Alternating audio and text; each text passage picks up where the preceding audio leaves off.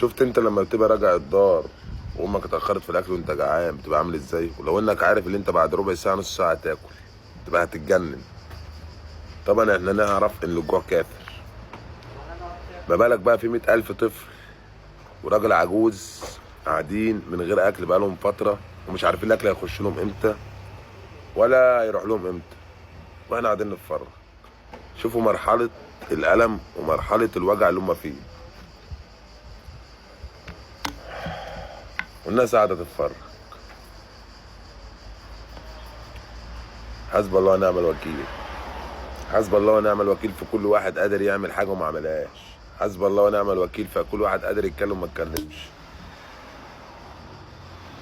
معاهم ربنا والله غالب. عشان مهما تتكلم في ناس قاعده تاكل في تناجر ويعزموا عزومات بالملايين وناس مش لاقيه اللقمه. لما يكون 2 مليون مسلم مش عارفين يدخلوا ال100,000 مسلم زيهم اكل وشرب، مش بنقول لك حررهم، بنقول لك اكلهم وشربهم، والناس واقفه تتفرج ويقول لك ده حاجات. احنا هنبطل زرط.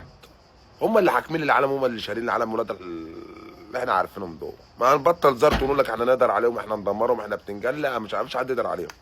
اللي يقدر عليهم كان دخل لاخواتنا لقمه ياكلوها، واحنا عارفين يدخلوهم شوربه الماء واللومه. فبطلوا بقى، ارحمونا. معاهم ربنا.